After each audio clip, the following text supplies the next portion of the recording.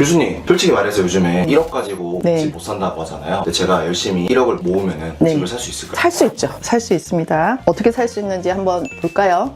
지금 1억 갖고 살 수 있는 경우는 제 생각에는 지금 오피스텔이 있을 수 있고요. 또 하나는 빌라가 있을 수 있을 거고요. 아파트가 있을 수 있을 거예요. 자, 오피스텔은 지금 서울 중심지에도 가능합니다. 빌라는 토지에 투자를 하는 상품이에요. 그러니까 여러분들은 전문가가 아니죠. 그러니까 이거는 여러분들한테 적합하지 않은 투자 방식일 것 같아요. 그 다음에 아파트. 아파트는 지금 서울에서는 사실 살기가 쉽지 않을 거고요. 서울 근교 수도권에 나홀로 아파트 정도는 살 수 있을 것 같아요. 나홀로 아파트가 뭔가요? 그러니까 한 동짜리 아파트. 또 나중에 아파트와 관련돼서 제가 또 설명할 시간이 부모님들은 집이 있으시고 나만 독립해서 잘 살면 된다라고 한다면 젊은 20, 30대들은 저는 오피스텔을 추천을 합니다. 대신에 서울에 있어야 되는 거예요. 그렇죠. 교수님, 서울 규제 지역 아닌가요? 비규제가 좋은 거 아닌가요? 아주 많이 알고 계시네요. 지금 현재는 서울은 여러 가지 규제가 묶여 있죠. 오피스텔은 그 규제의 사각지대라고 보시면 되겠어요. 아파트를 중심으로 네. 지금 규제가 이루어지고 있고 오피스텔은 거기서 빠져 있다 이렇게 보시면 될 것 같아요. 그 규제라는 게 네. 혹시 어떤 건가요? 한마디로 말하면 금융 규제, 대출 규제, 그리고 내가 실제로 들어가서 살아야지만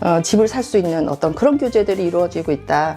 투기를 방지하기 위해서 대출은 여기까지만 가능하고 아파트 살 거면 들어가서 살아야 됩니다. 그렇죠. 실거주를 해야 되는 거지. 내가 예를 들면은 전세를 끼고 집을 산다거나 이런 게 안 된다라고 보시면 될 것 같아요. 지금 20, 30대는 왜 서울 중심지에 오피스텔을 구입해야 되느냐. 바로 직주 근접의 문제죠. 직장과 주거가 가까이 있어야 된다. 보통 직장이 어디에 있느냐. 네. 주로 서울 중심지에 있겠죠. 네. 그래서 서울 중심지에 오피스텔을 구하는 게 좋겠다라는 겁니다. 근데 규제 지역에 사면은 오피스텔 가격이 안 오를까봐 걱정을 많이 하실 것 같아요. 예를 들면 노무현 정부, 그다음에 문재인 정부, 이재명 정부에는 계속 주택 가격이 올라왔어요. 네. 그러니까 어떻게 해요? 주택 가격 안정화 대책이라고 해서 가격이 급하게 뛰는 것을 막는 네. 그런 규제를 해왔거든요, 정책적으로. 자, 그런데 역사적으로 저희가 노무현 정부 때 규제했던 지역 보시고요. 그다음에 문재인 정부 때 규제했던 지역을 보시고, 그다음에 이번에 이재명 정부 때 규제한 지역을 보시면 그때도 올랐고, 그때도 올랐고, 그때도 올랐다. 제일 많이 올랐다. 역사적으로 오를 확률이 높다.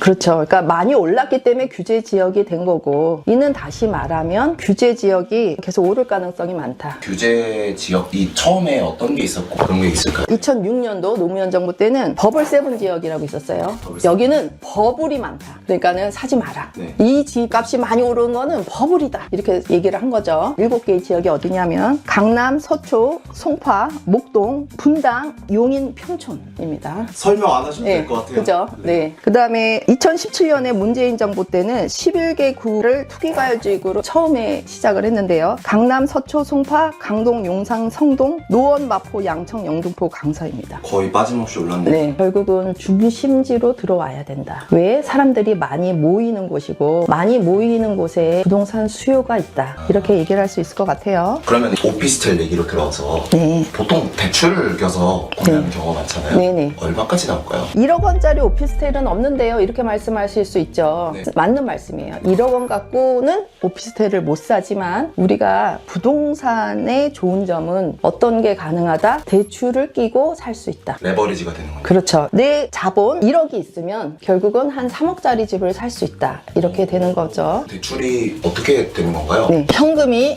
1억 있는 과정이었죠. 월 300 정도의 급여가 있는 과정이었어요. 오피스텔을 구입합니다. 1억짜리 오피스텔은 없죠. 그런데 지금 오피스텔 같은 경우는 LTV 70%로 해서 대출이 가능해요. 요즘에 네. LTV가 뭔가요? 론 무슨 to value 네, 약자여가지고요. 집값 대비 대출 가능한 거를 비율을 말하는 건데요. 결국은 70% 대출 가능하다라는 거예요. 예를 들면 네. 집을 우리가 살 적에 70%는 대출을 받고 그다음에 30%는 내 현금으로 산다 이 얘기입니다. 3억짜리였을 때 한 2억 1천까지 나오는 거네요. 우리가 이 30%로 1억이 있죠. 그러면은 70% 대출을 얼마를 받을 수 있느냐? 한 2.33배 되죠. 결국은 2억 3,300 정도는 은행에서 대출이 가능하다. 자, 이 말은 무슨 말이에요? 한 3억 3,300 정도 되는 오피스텔을 나는 어떻게 한다? 대출 받아서 살 수 있다. 직장인이 월급 한 300 정도 받는다 했을 때 대출 보통은 얼마 정도 나오나요? 보통은 한 3억 정도 3억 나온다라고 정도라고 보시면 될 것 같아요. 그러면은 네. 그 월에 내야 되는 뭐 이자나 이런 게 얼마 정도 나오나요? 보통 3억 정도면은 130, 40만 원 정도요. 네. 원금이랑 이자랑 다 합쳐서 그렇죠. 원리금 합쳐서죠. 3억짜리 오피스텔을 네. 월세로 산다 했을 때는 네. 보통 얼마 정도? 보통 오피스텔 3억 정도 산다면 월세로 110 정도에서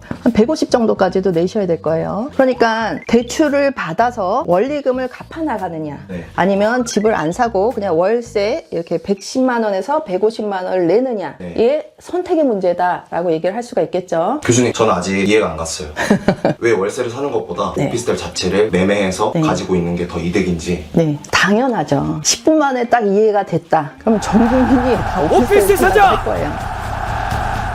쉬운 얘기는 아닌데 제가 좀 차분하게 설명을 좀 드려볼게요. 자, 물론 오피스텔이라고 하는 자산의 성격도 나중에 또 배워야 되겠지만 단순하게 월세를 내면서 사는 것과 그 다음에 내가 집을 구입해서 살 적에 어떤 차이가 있는지 계산을 한번 해볼게요. 월세를 사는 방법이 있을 것 같고요. 두 번째는 내 집을 마련해서 갚아나가는 그런 방법이 있을 거예요. 자, 월세는 아마 매월 한 110만 원에서 150만 원을 내셔야 될 거예요. 네. 단순히 돈만 갖고 비교를 해볼게요. 자, 내가 매매를 해서 내 집은 됐어요. 근데 원리금을 내야 되는 게 매달 110만 원이다 라고 해볼게요. 비슷합니다. 월세를 내나 아니면 원리금을 갚아나가나. 대신에 네. 현금 1억이 묶여있다. 그렇죠. 그런데 얘 같은 경우는 어때요? 매달 내는 것이 증발하네요. 증발하죠. 이건 뭐예요? 소비입니다. 아, 소비네요, 말 그대로. 다 사용을 해버리는 거죠. 근데 얘 같은 경우는 어떻게 돼요? 월 110만 원을 내는데 대출금이 얼마 남았어요? 2억 3,300 정도가 나한테 대출금의 빚이 남아있는 거죠. 네. 근데 얘를 어떻게 갚으래요? 30년간 10만 원씩 갚아 나가래요. 자, 그러면 어떻게 돼요? 빚이 처음에는 안 주는 것 같지만 네. 30년에 걸쳐서 어떻게 돼요? 계속 줄어들어서 결국은 30년 뒤에는 이거 0원이 됩니다. 이 말은 무슨 말이에요? 이자도 나가는 거지만 원금도 갚아 나가는 거다 라는 거고요. 이 110만 원을 똑같게 내지만 이 110만 원의 구성을 보면 원금과 이자 110만 원을 내고 있지만 이 안에서 처음에는 이자의 포션이 커집니다. 그렇지만 점점 갈수록 원금의 포션이 커져가는 구조가 됩니다. 한 중간 정도 오면 이거 반반 된다 이렇게 보시면 될 것 같아요.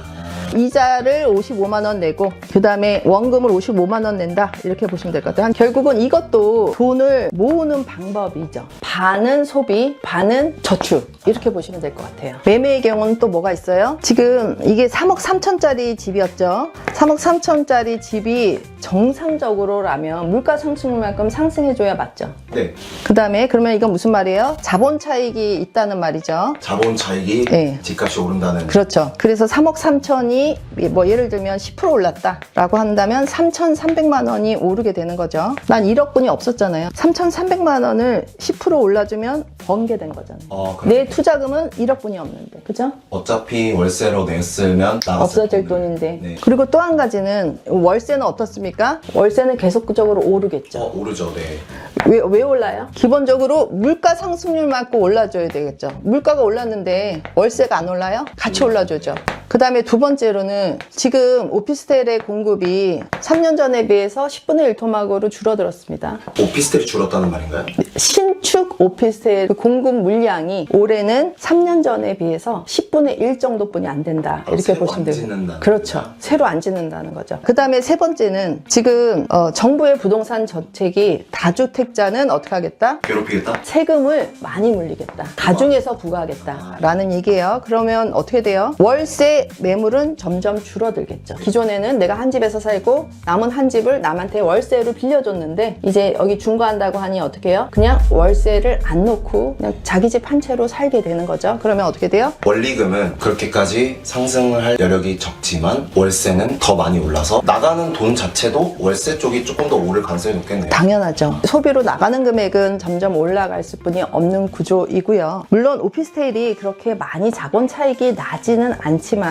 그래도 어떻게 한다? 10% 정도는 오를 수 있죠. 여기서 한 3,300만 원 정도 자본 차익이 생길 수가 있다. 교수님, 월세로 안 살았으면 네. 얘 예금이자 있잖아요. 예금이자 1억이면 얼마 받죠? 연 300만 원 받죠. 3%라는 얘기는 1년에 300만 원 받는다. 거기서 또 세금 15.4% 떼야 됩니다. 300만 원 고스란히 나한테 오는 게 아니고요. 270, 네. 60 이 정도 있네요. 맞습니다. 그 정도의 이득은 월세 쪽에 있지만 시세 차익이나 네. 그런 걸 고려했을 때 교수님은 오피스텔 내 집 마련하는 것을 추천하시는 그렇죠. 현금 1억을 모아서 그렇죠. 좋습니다. 교수님 보시는 분들 네. 저를 포함해서 궁금해할 것 같아요. 오피스텔 매매하시는 거 추천하시잖아요. 네. 어디 사야 돼요? 자, 우선 이 오피스텔은 보통 사는 목적이 무엇이냐에 따라서 보통 나는 주거를 하려고 사요가 있을 수가 있고요. 나는 업무를 보기 위해서 사요 이럴 수가 있죠. 아, 사무실처럼. 그렇죠. 자, 그런데 보통 주거용 같은 경우는 주거하기 좋은데 어디예요? 우리나라에서. 나 어디서 살고 싶어요? 강남?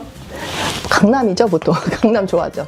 강남 서초 뭐 이런 쪽에 오피스텔이 있는데 그런 거는 주거용으로 사시는 게 좋겠죠. 그러니까 주로 이제 아파트 밀집 단지 옆에 있으면서 어떻게 해요? 편의 시설을 다 같이 누리면서 네. 그냥 살면 되겠죠. 주거용으로. 그러면 대충 우리가 뭐 강남에 있는 뭐 예를 들면 청담이라든가 뭐 역삼이라든가 교수님 근데 청담에는 3억짜리 오피스텔이 있어요. 제가 얼마 전에 봤더니 뭐 3억, 4억 뭐 다 있습니다. 뭐 신사에도 있고요. 2, 3, 4억. 이거의 차이는 뭐냐? 얼마나 연식이 오래됐느냐? 평수가 어떻게 되느냐? 보통 한 뭐 2억대 후반에서 뭐 4억 뭐 이 정도면은 살 수 있습니다. 청담동에 내 집 마련을 현금 1억을 모아서 대출을 껴서 3억짜리 네. 오피스를 사는 걸로 가능하군요. 네, 가능합니다. 그러면서 어떻게 해요? 주변의 인프라를 같이 누리는 거죠. 청담 아파트에 사는 사람하고 그냥 똑같이 문만 열고 나오면 똑같지 않습니까? 문 닫고 들어가면 소중한 나의 집이고 문 열고 나와서 그냥 주변에 누릴 것들 다 누리시면 되죠.